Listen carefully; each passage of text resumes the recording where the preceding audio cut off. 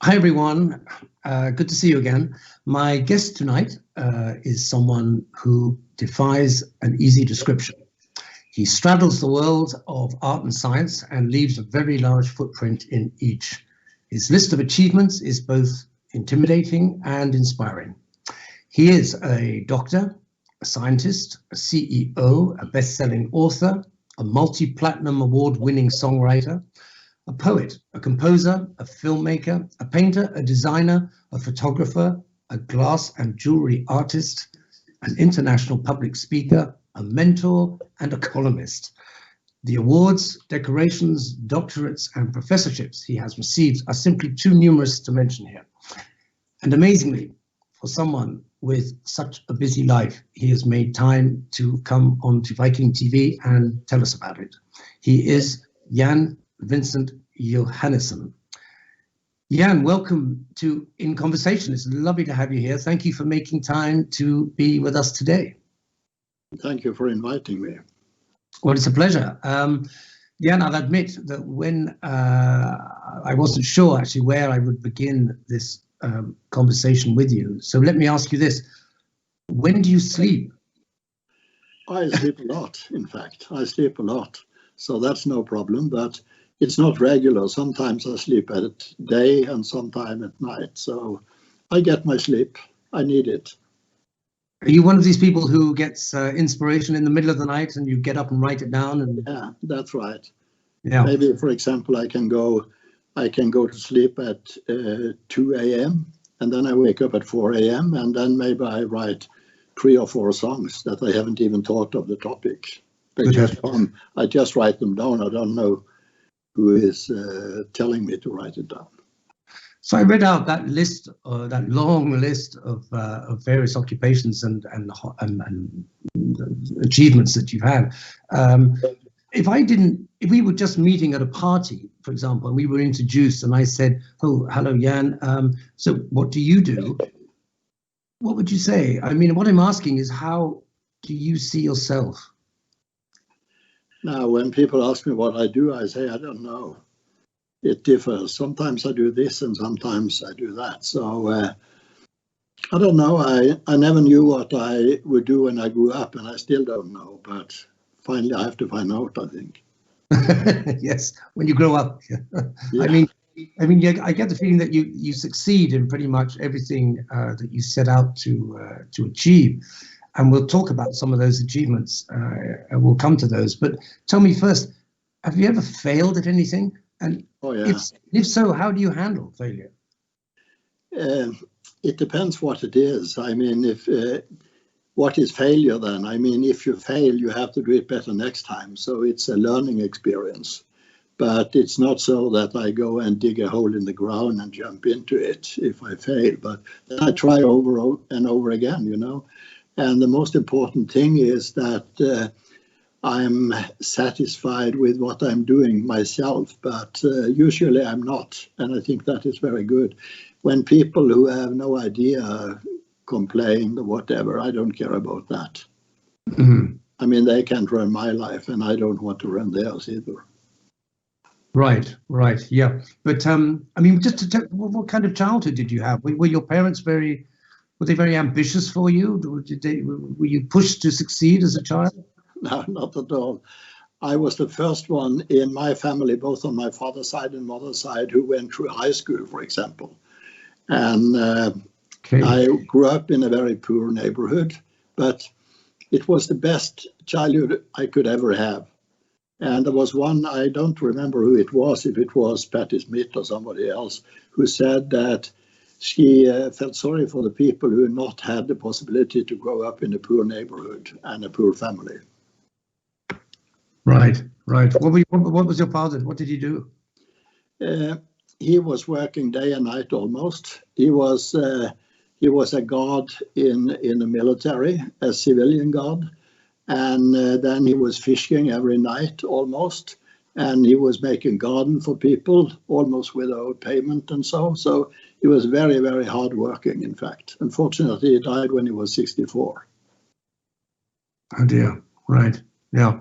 But you grew up in sort of post-war Norway.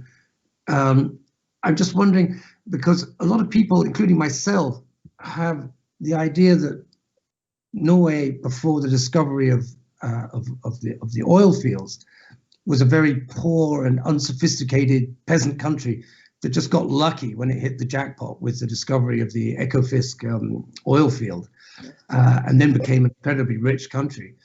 But I've learned since that that isn't true, that Norway, prior to 1970, Norway had exported a lot of fish and timber and had a very large shipping fleet, and the levels of education were relatively high, literacy, etc. What was it like growing up in the 50s and 60s in pre-oil Norway? Believe it or not, but in fact I grew up during the war. I was born in 41, so I was living through the whole war too, you know. And that was, of course, a very special situation when there were Germans all over the place, and when we had to go down in the cellar in the same house where I live now, just when the alarm came that the bombers were coming in, you know. So we were sitting down there in case we would be hit by one of the bombs. And of course, if we would be hit, we were killed anyway. But we felt a little bit safer with the thick walls. Right, right. And you remember that? I remember it very well. Yeah. Tell me, let's go on to a little bit about your medical career, Jan. What inspired you to get into medicine?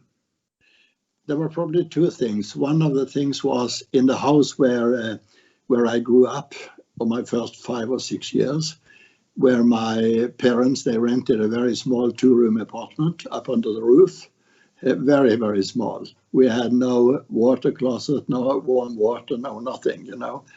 And the couple who owned the house, the wife there was very sick. She had a heart condition and so on.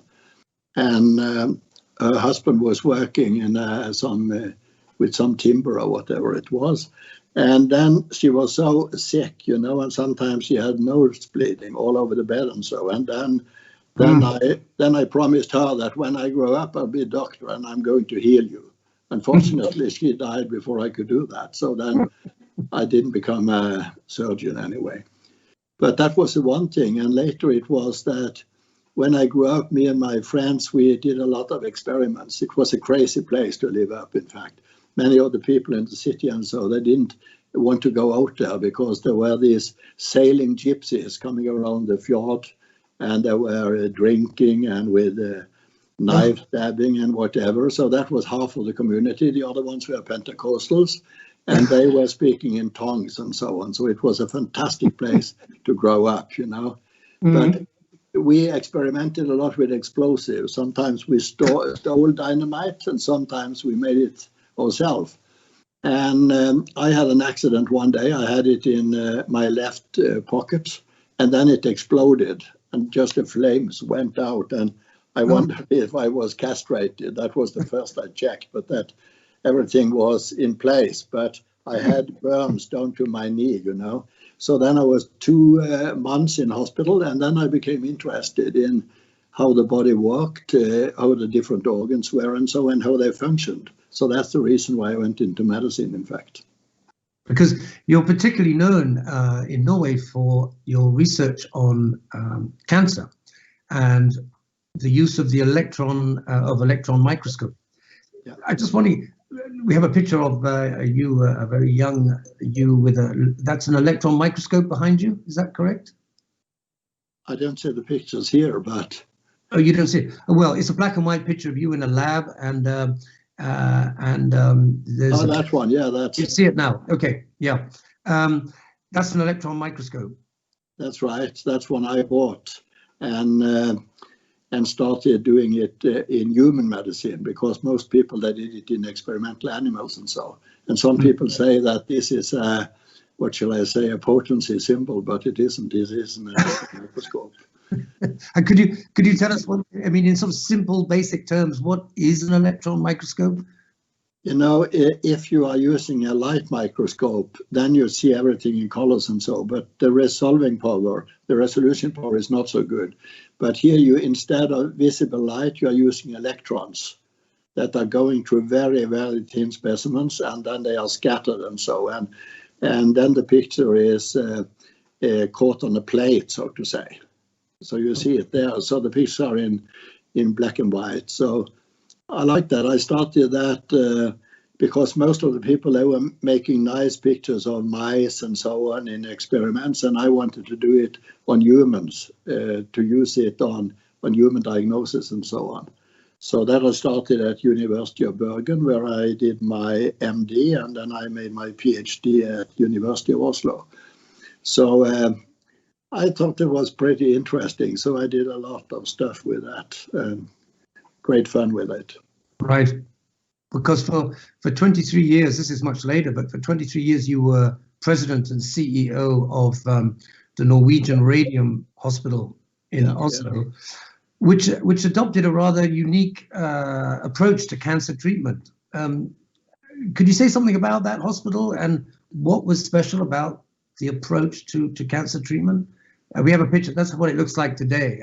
That's a research institute.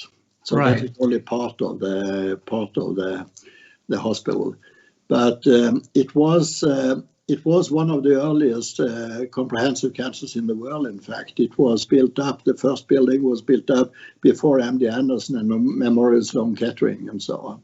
Mm-hmm. And finally, we started to have the research institute and so on. So when I was there as head of pathology, and did electron microscopy too, and then I became president and CEO in '82, and was that for about a quarter of a century, in fact. Mm-hmm. And my motto was Radium Hospital more than a hospital. I wanted it to be first of all, you should be international at international level when it came to diagnosis, treatment, and so, but and also care, not the least. And then you should also have your research commercialized to make drugs and different stuff out of it. So that was my whole purpose, to make something out of it. And when I was in pathology, I had to do most of the stuff myself. And I found out that I could do much more if I worked with others who were better than me in most of the fields, just linking good people together, and also to get a very good international network of the best people. Right. Because there was research, and it was a research hospital. There was the hospital part and the research part in the same building. Is that correct? No, in fact, when I started as a president, the research institute and the hospital, the people there, they hated each other. So they said that the lawn between the research institute and the hospital was the longest lawn in Norway, because the researchers thought that the doctors were not so good researchers as they were.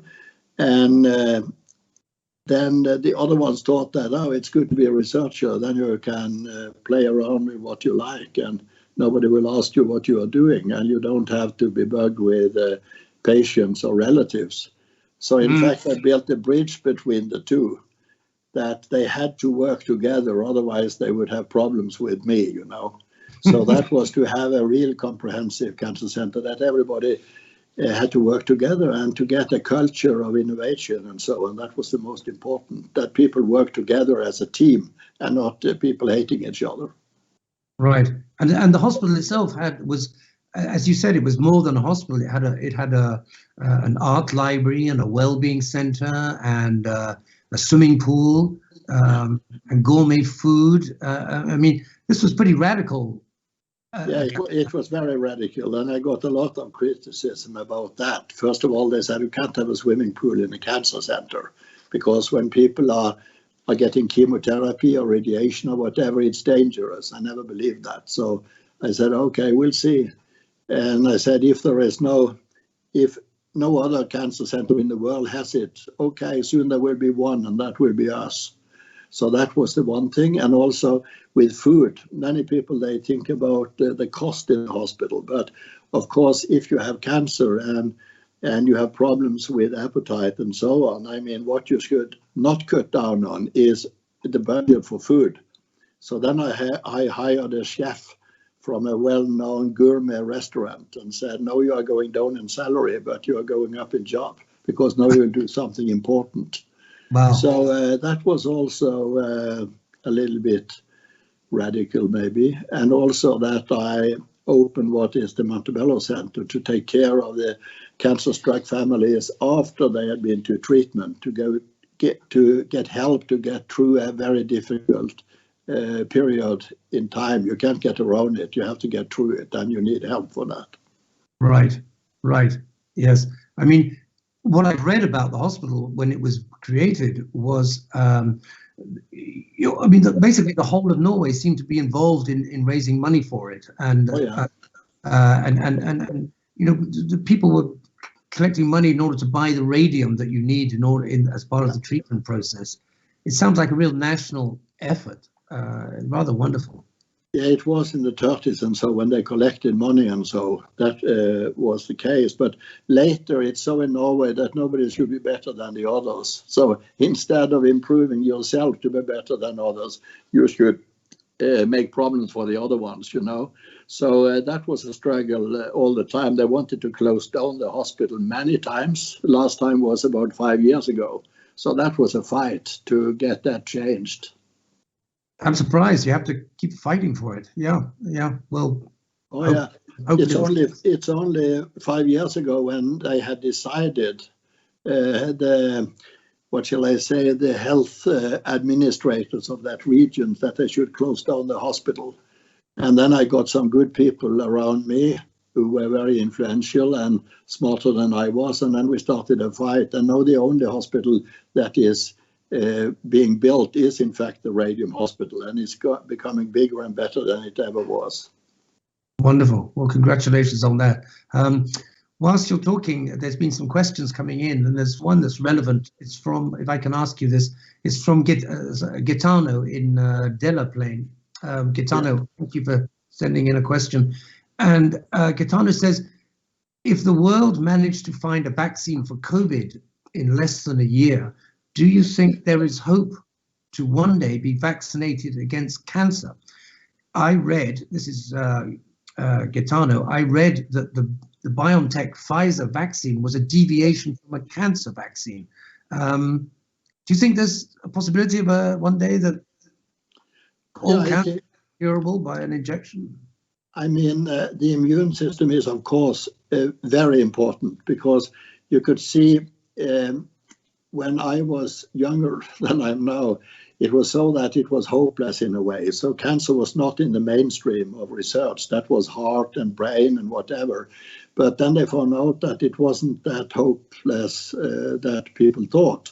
And for example, of course, it has something to do also with the immune system. When you have, for example, a malignant melanoma with spread, and all of a sudden it disappeared, and there is no preacher who has prayed for you, or you haven't been eating different kind of vegetables or whatever, but it disappears. So it means that sometimes the immune system that can take over, you know. Mm-hmm.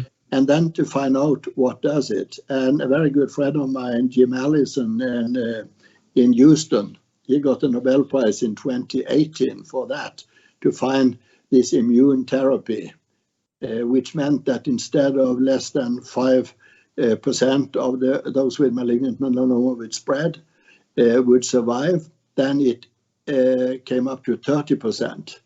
And the Japanese who got the prize together with him, then it is about 50%. And I think that in the future, immune therapy will probably be the treatment or part of the treatment in most cancers. Right. Yeah. I mean, do you think in the next 50 years, would you say something that sort of time frame? Oh yeah, I think that it's even earlier than that, because there are so big developments within this research, you know. So right. And also it's so that sometimes you can have a breast cancer, for example, which is more similar to lung cancer than with other breast cancers. So probably we have to have more personalized medicine to find out which patients should have this treatment and which should have that one. That is not so organ oriented, but more genetically oriented diagnosis.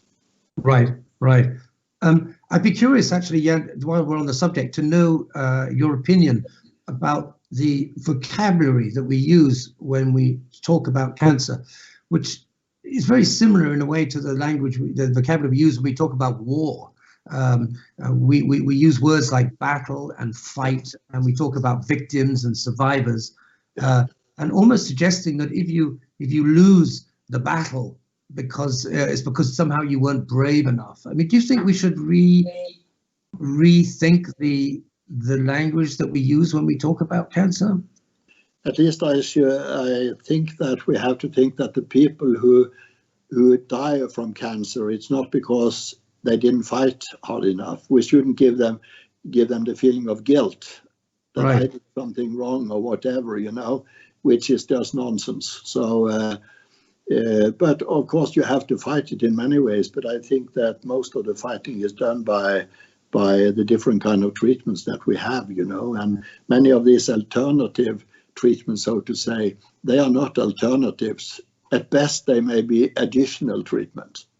But it's not so that if you find some very strange herb or whatever it is and whatnot, that will have any effect. And I don't believe in that.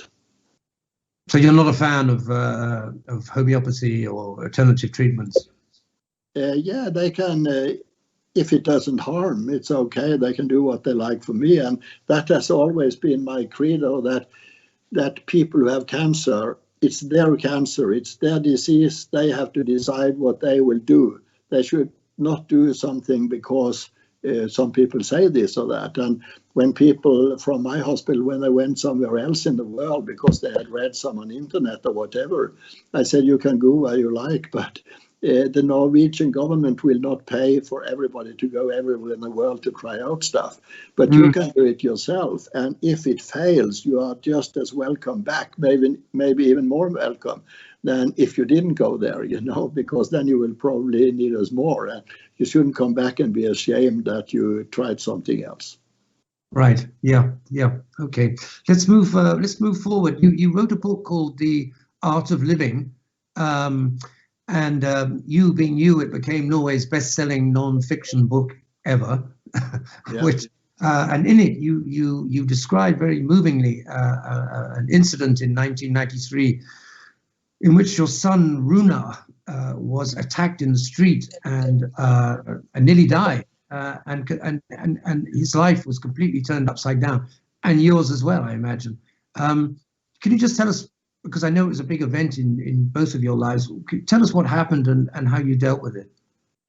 In fact, what happened was that he was at a party at some friend of his. They had been gone to school together, and the guy came back from the United States, and they had a party in town, and there was a guy who had never seen before. He didn't know him, who knocked him down, and then he hit the back of his head against the staircase, and then he started bleeding from the ear and so on, and he went to the acute ward locally, and then he went to the local hospital, and then they didn't understand how dangerous it was, And I was in Lisbon at a meeting of directors of cancer centers, and I felt so there was something wrong going on. So I just had a feeling I had to go back.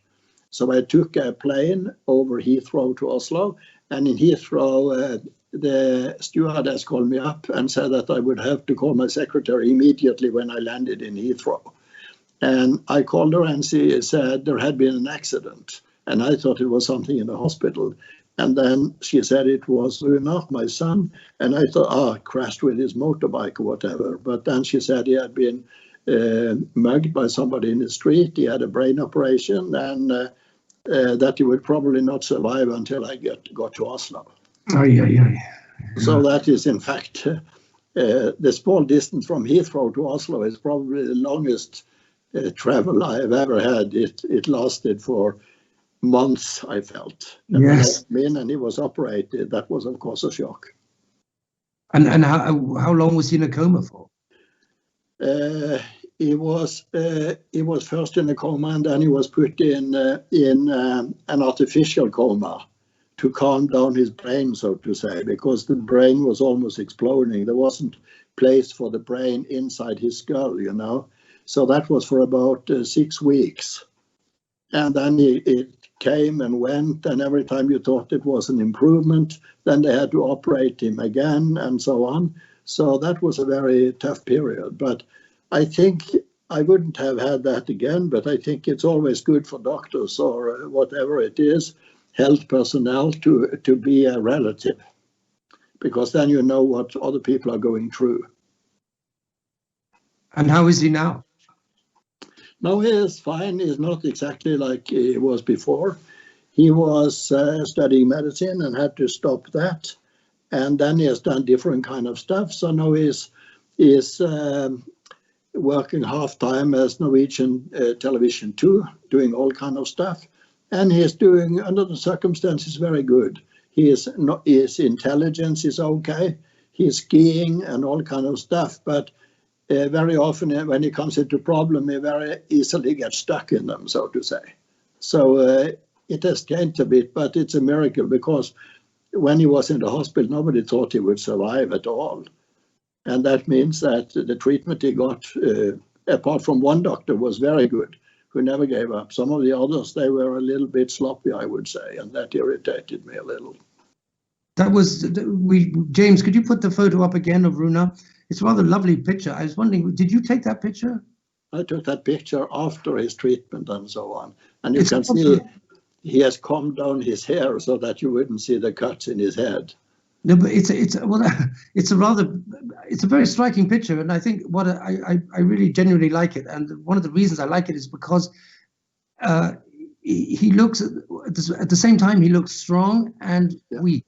Part of him looks like a Greek god, and yet there's something in his eyes, a certain kind of fragility, which is understandable in the circumstances. But I just wanted to say, I think it's a great picture. You're amongst other things, you're also a pretty good photographer, if I may say so. But that's what I feel. I feel that his whole story you can see in his eyes. You don't even have to look at the body.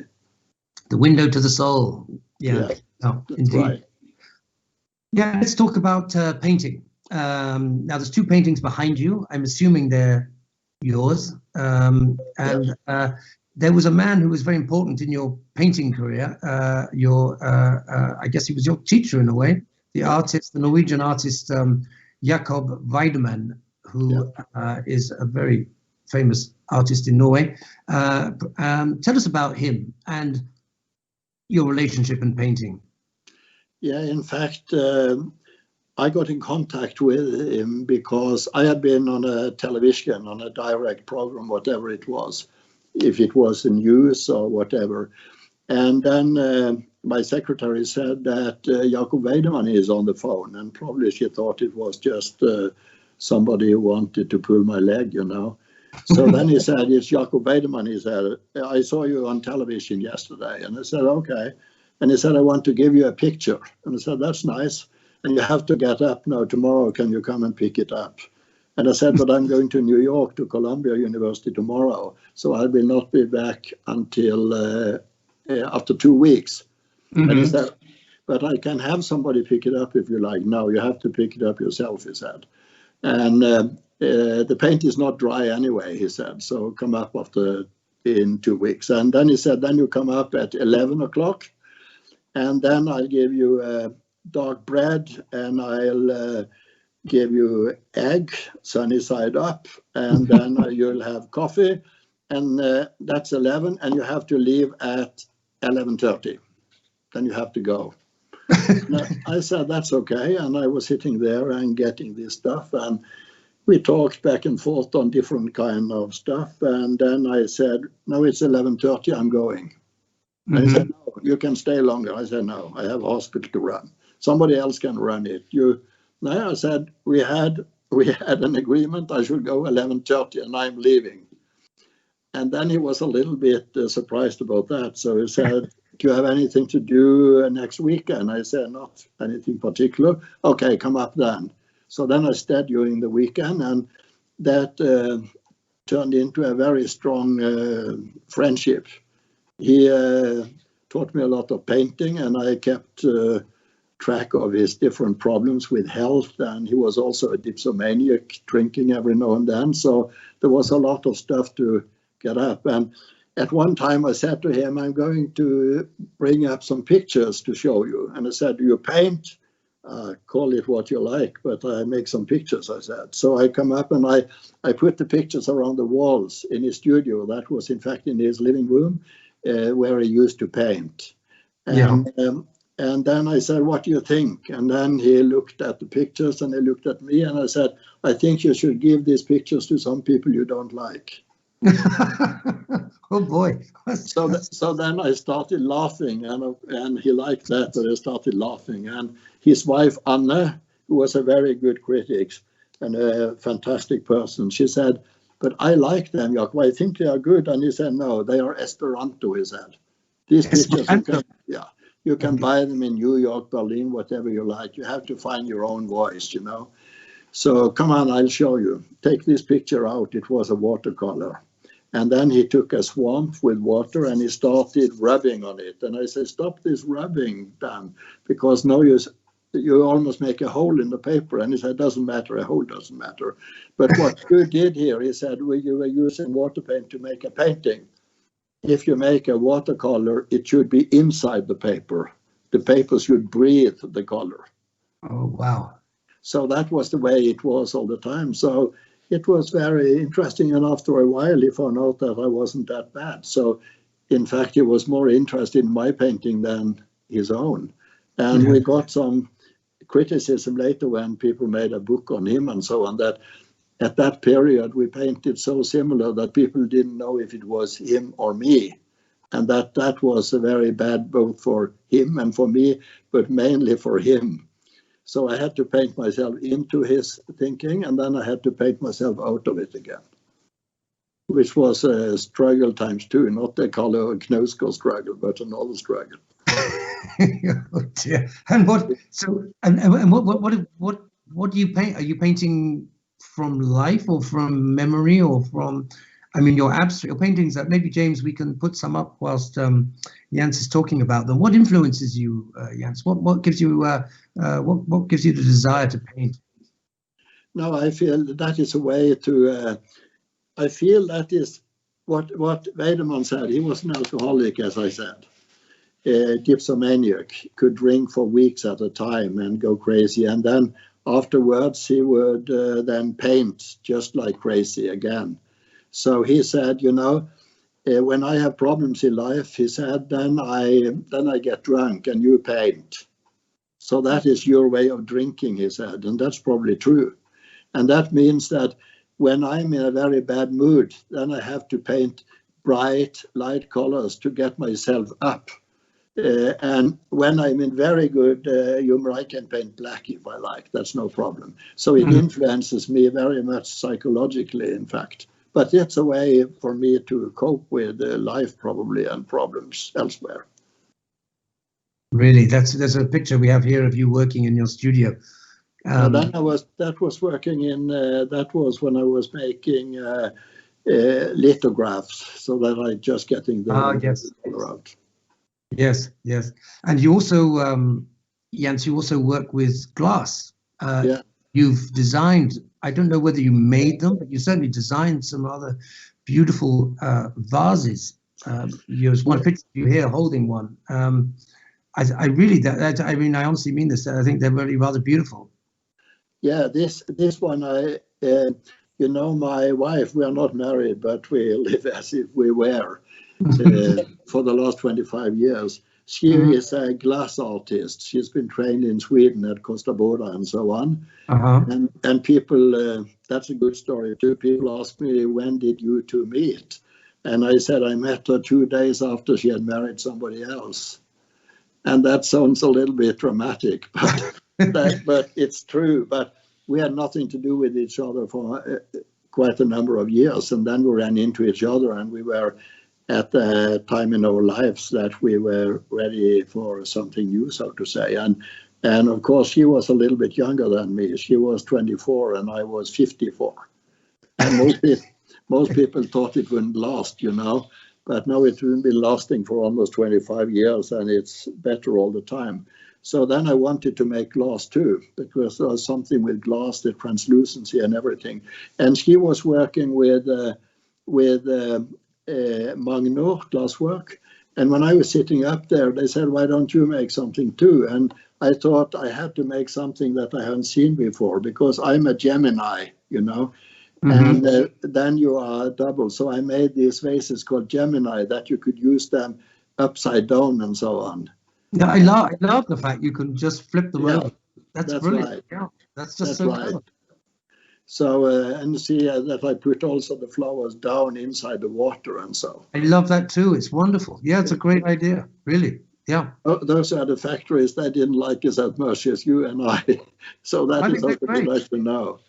So then I started to make some, then I made some glass bubbles and so for Christmas. And so that was the next thing I made for them. And previously I made some cups. I don't know if you can see it here, but I made these cups, which was from the Art of Living book, some quotations, and my paintings on the other side. And that sold for, I don't know, many, maybe 100,000 or whatever. But I never got paid from this postscript, so I got rid of them, and then I started working with this Magnum instead.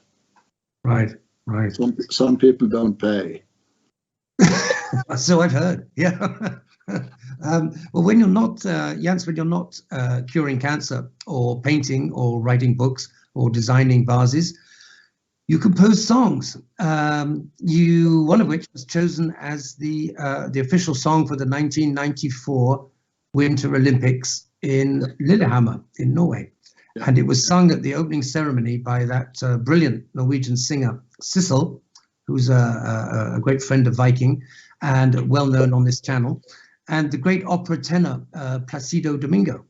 Yeah. And I'm just thinking it must have been well, just tell us about how that song, how did you go from maybe waking up in the middle of the night and writing it down to having it sung by two of the world's greatest singers at the opening of an Olympic ceremony?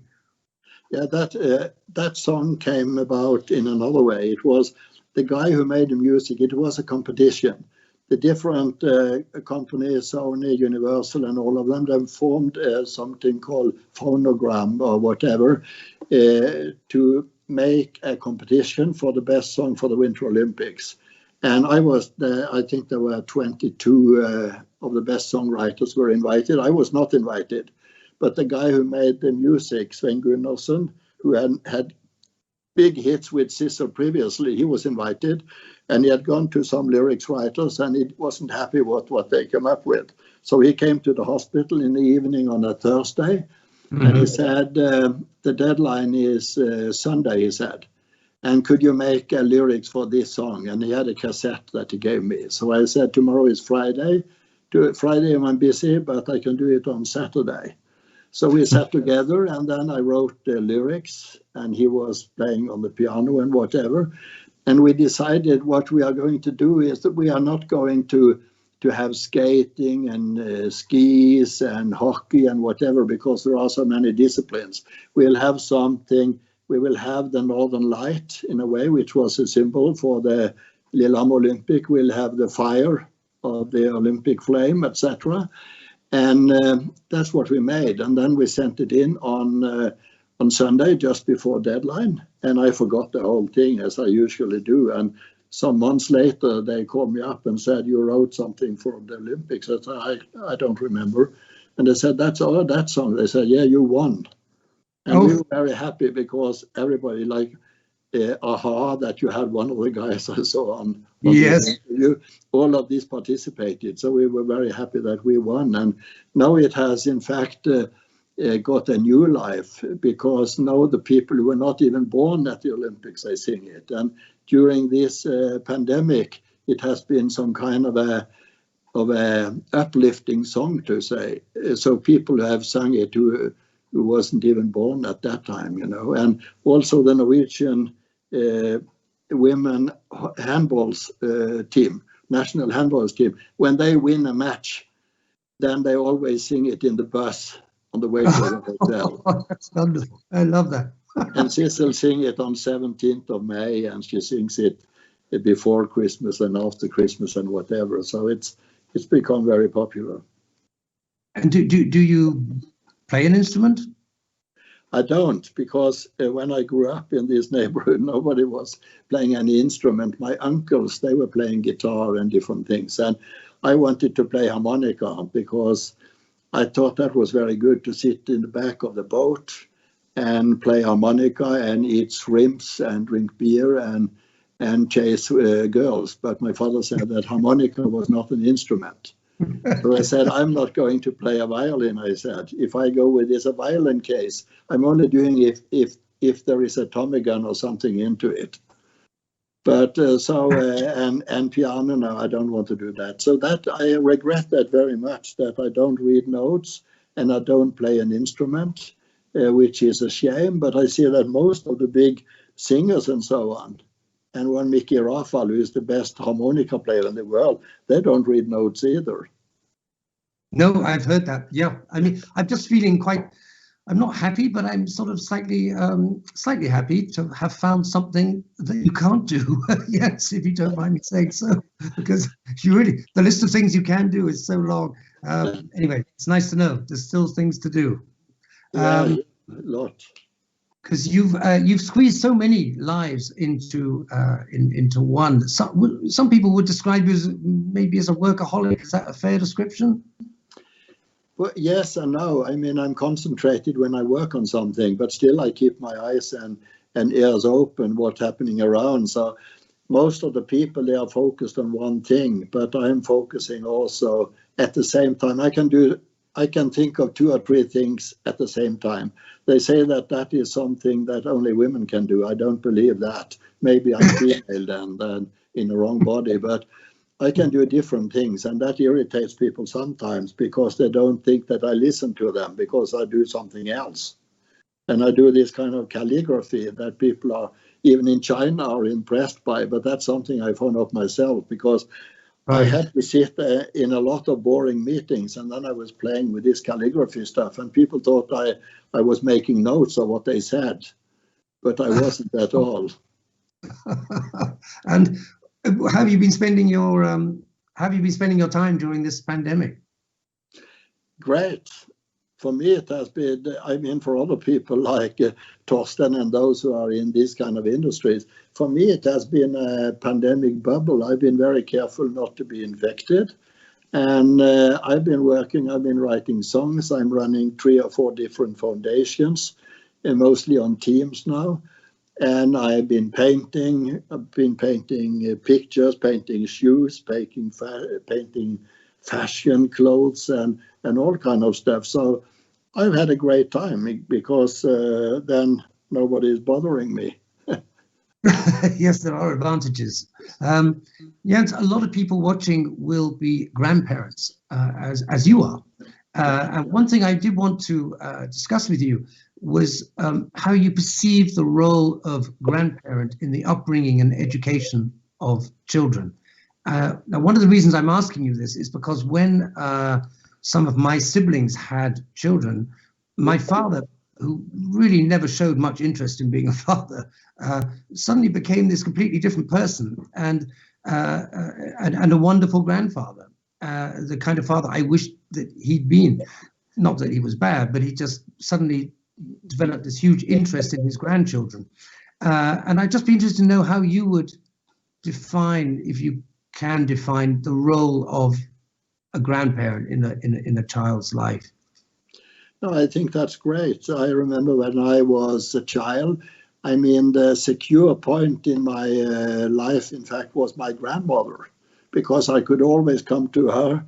And I was a little bit more scared about my father and so when I fell through the ice, which I did a couple of times, I didn't want to go home with these soaking wet clothes. So then I went to my grandmother, and she tried, we didn't have this kind of dryers at that time. So she tried to dry them up in her oven, So I hoped they would be dry enough before I went home. And then she came up to see if my father had discovered it, to make sure that I wasn't beaten up too much, So I felt great with my grandmother. And when I got children, which I got with my wife that I was married to for about 25 years, is the most wonderful person in the world. We have a very good relationship. There is not one negative thing to say about her, but we had very different interests. So more or less living next to each other, so to say.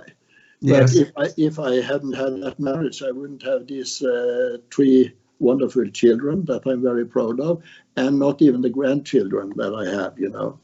So, and being a grandfather is great, you know, I love that. And also to see the way that they are developing all the time. And one of them, which is called Henrik Vincents, he said some time ago, he said, we have to enjoy life, he said, because we only live once. So I said, yeah, that's right, but you have many more years. I mean, I don't have very many years. But he said, at least you will be alive until I grow up, he said. Because after that, stuff is only boring anyway. But that was not so much to wait for. So he's a strange guy. But to see how they develop, and also my granddaughter, who is a very good songwriter, you know, she's going to be big, I think. So I have just to keep back, not to be like a hockey mama in a way, interfere with stuff, because she decides herself, and she is a little bit introvert, so to say. So she also made, when it was the 25th Jubilee of the Olympics, then they were playing on the big screen, Sissel singing this Sail and Lyse, which is in Norwegian version, and Fire in Your Heart with Placido Domingo is the English one. And they had, because she went to what shall I say, some specialized school for pop writers, songwriters, producers, etc. at Lillehammer, an international school that they put up, which has been very successful with big shots coming in from all over the world teaching them. So they had asked her to make a song for the Olympics if it should be made this year or the year of the Jubilee. And that she did and performed up there, called 5 Rings and so on, which was very good, in fact, and much more modern than the other one. Mm-hmm. But even when the songs are not so modern, they sometimes get an eternal life anyway. So I just have to keep my fingers away from her. We have made one song together, a Christmas song, which will come out this year, but that's the only one. Otherwise, she doesn't want to work with me, and I don't want to work with the artist. She has her life, and I have mine. But to follow them is very interesting. The good thing, of course, being a grandfather, you can be with your grandchildren, and if you're bored, you can give them back to their parents. Yeah, of course you can. Yeah, that's the beauty of it. Well, you know, I think any child would be lucky to have you as a grandparent. I'm sure I hope they're aware of that. Yeah, I got a lot of questions coming in here. Is it okay if I ask some of them? Sure, you can ask whatever you like. Okay. Here's an easy one from Efren in Pennsylvania. Yeah. Efren says, I think I have seen some Weidemann paintings on the Viking ocean ships. Is that the case? Yes, no, it is. In fact, there are no paintings of me that I have made on any of the Viking ships. No, but there's some of Jacob Weidemann. Oh, yeah, that's right. Yeah. He's one of the favorites of Torstein Hagen. So he has a very big collection of paintings by Jacob Weidemann. He does, and I've been lucky enough to see some of them, and they're absolutely beautiful. In fact, whilst we're talking about Torstein Hagen, I should say that you and him are friends, and you could tell us maybe how you met. Yeah, in fact, there was a guy coming into my office that was a headhunter who was involved when I was hired as president and CEO. And that was the first time in Norway, in fact, that they used a headhunter to clear up the environment at the Radium Hospital, as Trygve Hegnar wrote in the journal Kapital. So he came in with a guy, and that was Torstein Hagen. And then he didn't have so much money, but because he tried to take over Ned Lloyd in Holland, which is a national treasure as far as I understood. And then he lost about, I don't know how much it was, probably $100 million or something. Mm-hmm. So then he didn't have much money, but he had some problems with his urination and so on. Mm-hmm. So I called up the doctor and said, check his prostate. And that's what he did. You know, you put in a finger and you feel the prostate. Yeah. And Torstein, who has a fantastic sense of humor, he said to the doctor, is that what they call fingerspitzengefühl?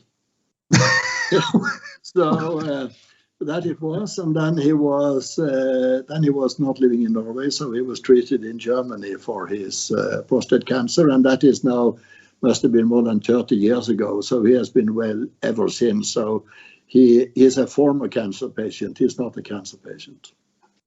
And a recovered one, which is the good news. Yeah. Yes. And then we had a contact every now and then when he had his 70th birthday, then he invited me and Camilla at a fantastic travel between Moscow and St. Petersburg. And then he said he wanted this book, The Art of Living, he wanted that in English. And I said, it's not possible. This is in 2 weeks or 3 weeks. Can't get that in English and print it and everything. But he is not the guy who gives in. So he said, just do it. And I said, then I will have to translate it myself and use my pictures in case there are some problems with my late teacher and so. So that's what I did. And in fact, it came out for that celebration. And then I changed the title, of course, because it was a river cruise. So I called it Life is a River, and I painted the front page and made that layout. Well, yes, I have a copy right here, and I've been reading it, and it's full of wisdom. I think it's full of beautiful paintings and wisdom, and I think guests will who travel with Viking will know that it's on the Viking ships, but it's well worth a read. Another question, John in Holland, in the United States, says, what do you see as the future of immunotherapy in the treatment of malignant diseases? Well, we touched on that a little bit, and you were pretty optimistic. Yeah, that is in fact a real revolution in medicine, and I think that you see, it's very strange that they have, let's say, for example, malignant melanoma, which spread everywhere, maybe even in the brain sometimes. And then all of a sudden, if it works, because it doesn't work for all patients, but when it works, they just they melt like snowballs in hell, so to say, and it's striking. And I think that in the future, it's going to be immune therapy as part of the treatment in almost all forms of cancer. And what we have to find out is in fact who will it benefit and who will it not benefit, because it's relatively expensive, and that's with all kind of treatment. If you have 20, if for example the survival rate is 20% of some kind of a cancer, then you have to treat 100% to find the 20, and we would like to sort these out in advance, you know. And a professor of mine at University of Bergen, he got Alzheimer or whatever, but before he went into the twilight zone, so to say, he said to me, Jan, remember one thing, if the survival rate is 5% with a form of cancer, for these 5% it's 100%, which is true. Yeah, that's very true. That's very true. A question from Sheldon in Silver Spring, United States. What is it about growing up in poverty that you could not have experienced if you had grown up in an affluent family? Also, who were your early mentors and what important life lessons did they teach you? So yes, what do you think, how do you think your life might have been different if you'd grown up in a rich family? I don't know, but if you grow up in poverty, I will not say I grew up in poverty as you see it around the world, where people are really poor. I mean, we always have food. We always have clothing, not new ones, but some we inherited and so on. And we had a fantastic life. We didn't want these iPads and all this kind of stuff. We didn't need any of it. We had to make everything ourselves. And I think that when you have to do things yourself, to make the things you play with, make everything, you get a creative feeling and a creative mind more than the parents are going to buy the last brand of this or that in the shop. And it is so also that you have to wait for something because you don't get it all the time. Also, if we went on a vacation for us, that was to go from Kristiansand to Hirtshals in Denmark, and vomit in 4 hours back and forth. But then it was the anticipation of it. So when you do it, in fact, you have lost most of it. And the bad thing now is that people, they don't have this period of time that they look forward to something because they can have it immediately. which is not very good. That's the same with Christmas gifts, you know. You wait for Christmas and wait for Christmas, and then they unpack everything and they say, is there something more here? So that is something which in modern times is not so good. I think that's also with travels and so. Now they can look around the whole world where they want to go, you know.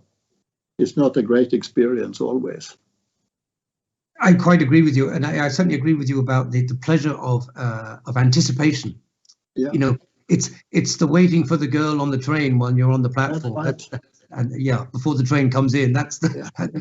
I mean, it's great when it does come in, but it's anticipation and looking forward is a wonderful thing. I think I quite agree with you. Irene in the Villages says we'd love a copy of Life is a River, and we'll look for when we are next on board. Thank you for such an interesting interview. Thank you, Irene.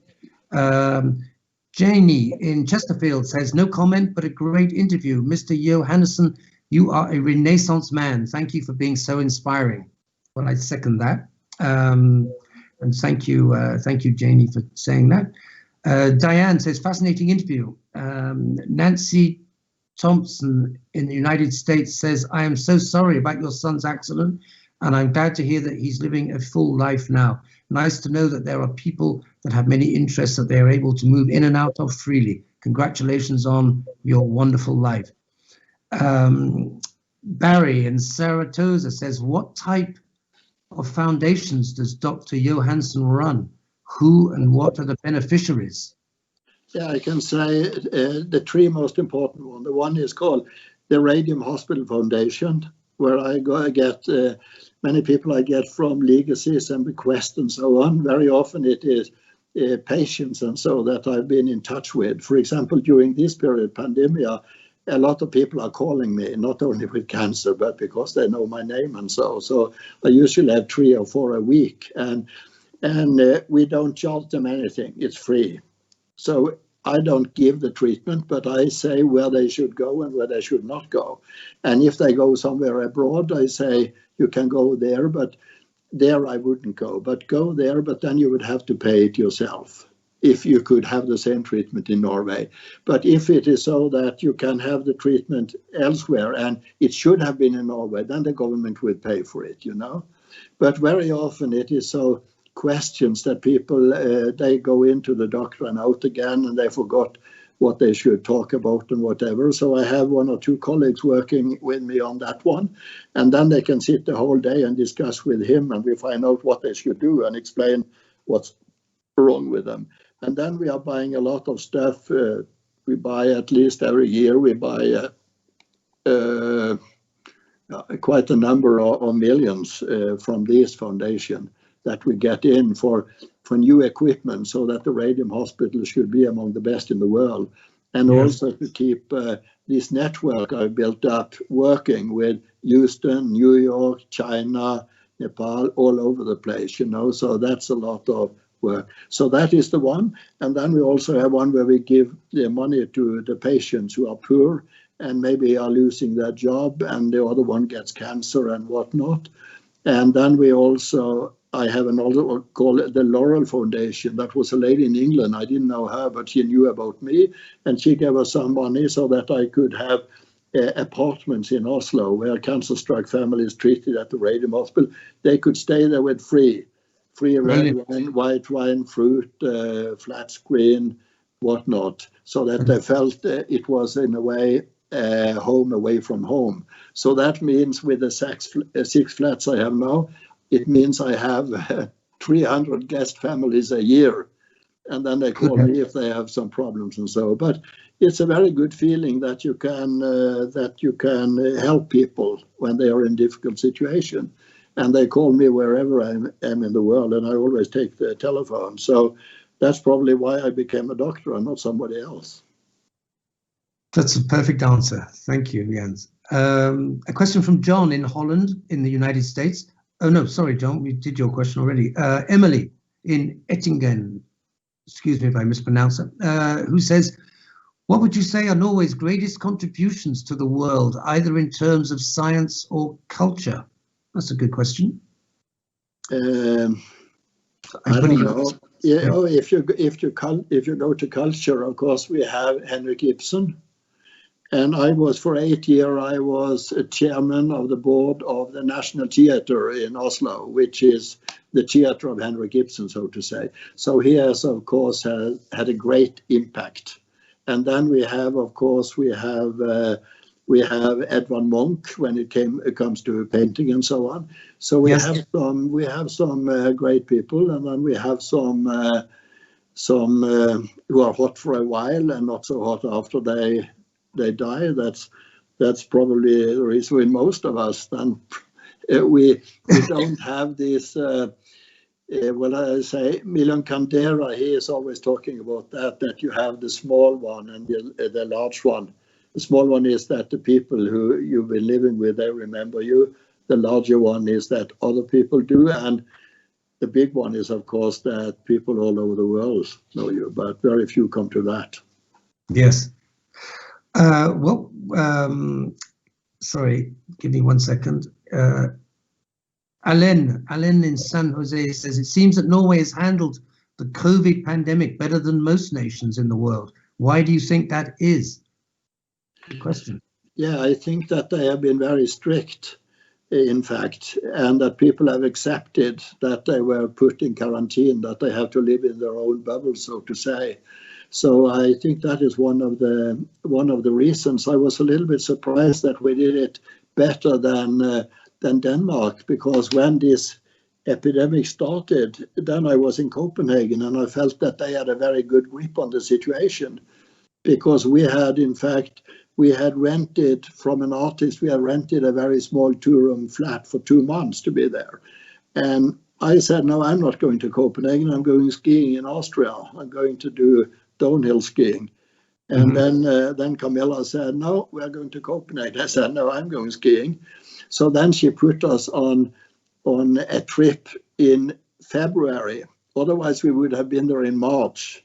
And then we would probably be one of those who took the COVID to Norway, because they came from the Alps. So we were very lucky. So all my life, I never had any plans with my life in a way. I still don't have. I do what I find I want to do, and I'm looking at the periphery of the horizon and not straight ahead. So, and a Danish guy who I wrote songs with, he said, but accidents or whatever you call it, that's something that happens when it's necessary. And my whole life has been that, probably using my gut feeling more than my brain. Nothing wrong with that. It seems to have served you well so far. Yeah.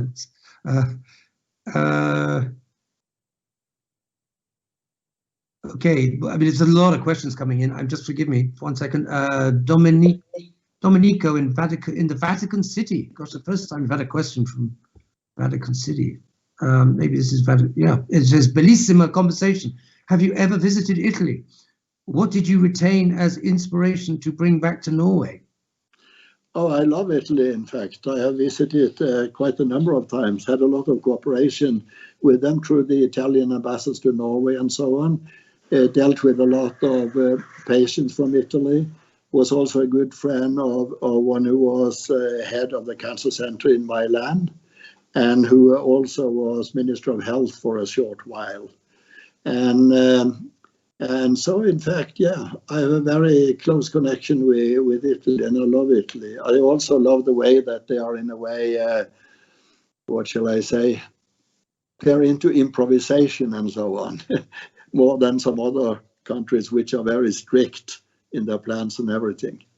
And of course, the culture and so on was, in fact, when I was younger, I was chairman of the board of Fiat in Norway, so I had something to do with the car industry too. I made a journal there called Avanti, which was about Italian art and culture to, what shall I say, to push the Fiat cars in a way. Yes. I quite agree with you. Yes, I mean, Italy's, I think, is probably one of my favorite countries in the world. And this year is the 700th anniversary of the birth of Dante Alighieri, who wrote the Divine Comedy, and I just ordered it yesterday, and I'm finally going to get around to reading it. So good. So I think, yes, it's the right time to do that. Bill in Windsor in Canada. Hello, Bill. Says, Jan, you are such an inspiration. That's it. No question. Thank you, Bill. John in Shelburne, the United States, says, if you could go anywhere in the world that you haven't already visited, where would that be? I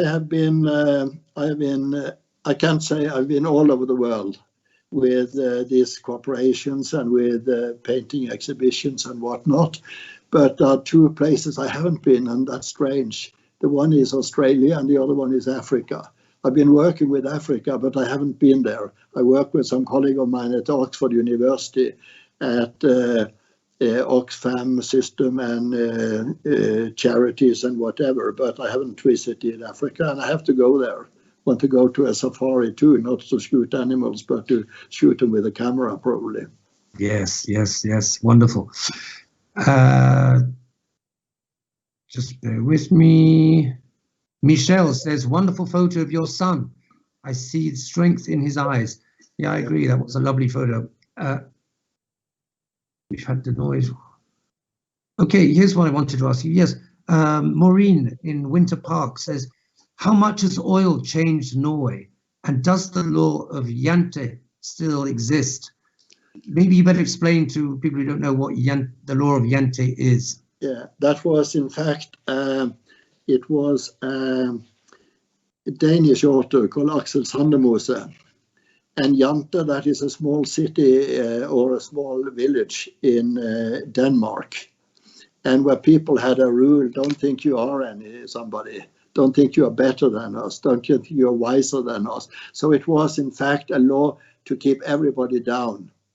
And in fact, I have felt that too, but it hasn't harmed me, in fact. I was probably more international and so. So when I started working with the United States. I gave out, in electron microscopy, I edited 12 books at Macro Hill, and I was professor at Columbia and so on. So in fact, I worked more abroad, because then the people in Norway who wanted to hold me back or keep me down, they didn't discover me before it was too late. Yeah, but just make a few comments on Norway, how Norway's changed with the oil discovery. Well, it has changed in a way that we have had a lot of money because of the oil, you know. So it means probably that we have been a little bit lazy in many ways, because we could just take money from that, from these oil reserves, you know. So that has put into a fund, a pension fund for the Norwegian government. And in fact, the guy who is now head of that, I work with him in Kristiansand, because we put up an art silo which will be open in 2 years. And that was a story by itself, because many people hate art and so in Norway. So in fact, the whole city council was thrown out at the election, because some of them participated in that with getting up the silo. And he is now in fact the head of that one. But he had the problem, that has also to do with the law of Jante, is that I told him when he wanted to do that, he came originally, he is now 51, 52, he came originally from Kristiansand, where is the town where I live and come from, and where I am now, you know.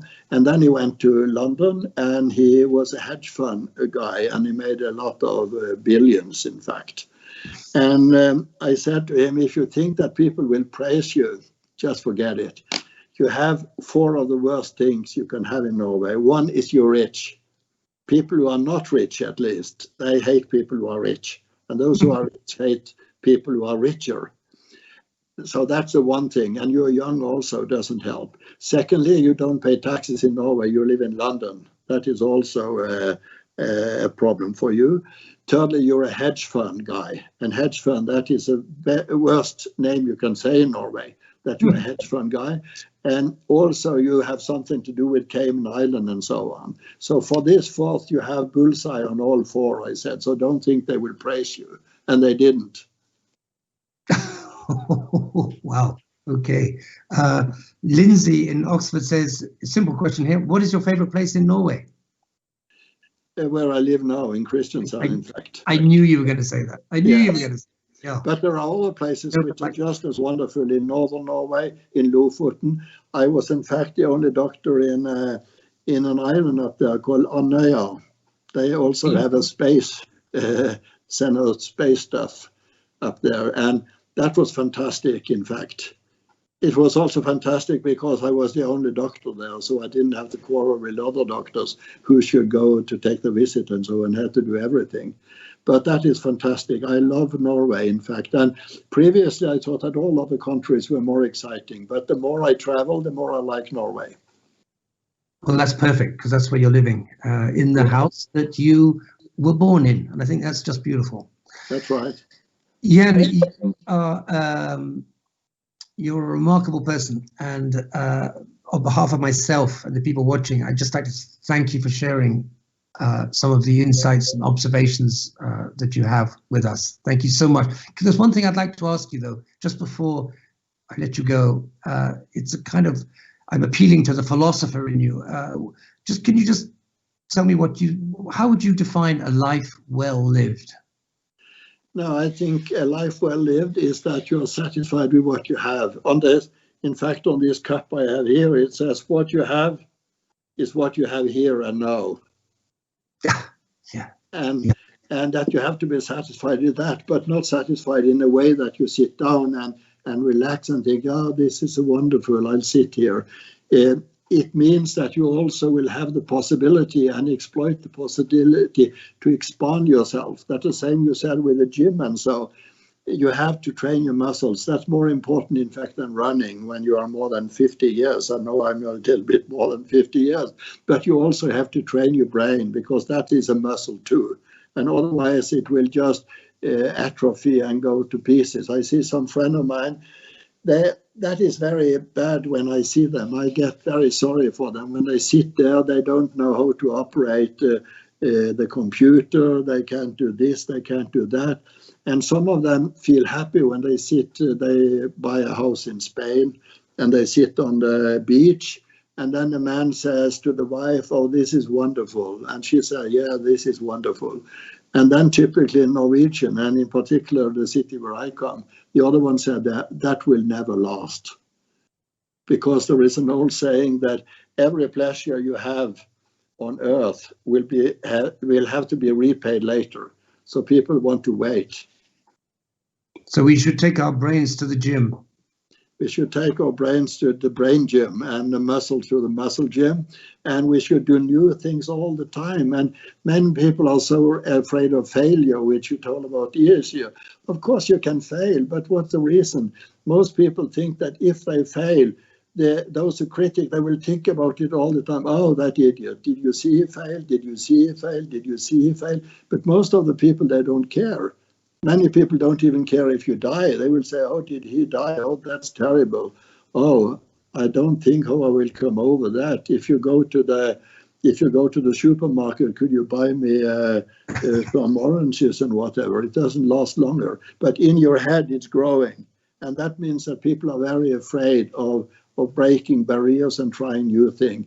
And I've not been so afraid of it. Okay, sometimes I get it in my face, but then I can do something else. And the good thing about doing very many things as I do, if something goes wrong, then you concentrate on something else. And after a while, you have forgotten what was the problem, you know. But if you have only one thing, only one track, then you have a problem. Is somebody lying in the track and stopping you? Wow, yeah, wise words indeed. Thank you so much. I'm just going to end with, it's not a question, but I think it sums up pretty much what I feel too, from Kirsten in Minneapolis, who says, you are very intriguing and interesting. Congratulations on all your achievements. And I'd like to say the same from me too, Jan. And hopefully, fingers crossed, we'll meet again on an ocean or a river, somewhere in the world before too long. I'm sure we will. You know, when I went to the doctor some time ago and checked out something, he said, okay, this body will last for 30 more years, he said. So I'm happy with that. Excellent. That's wonderful. Jan, I'll let you go, but thank you so much for being a part of this conversation this evening. And really, you've been a great inspiration. Thank you very much. And thank you. Yes, thank you. Goodbye. That's it from me, folks. and my best wishes to all of you for a really interesting and inspirational 2021. I hope it's going to be a better year than the last year. So from myself and the Viking TV team, until next time, I wish you well and good night.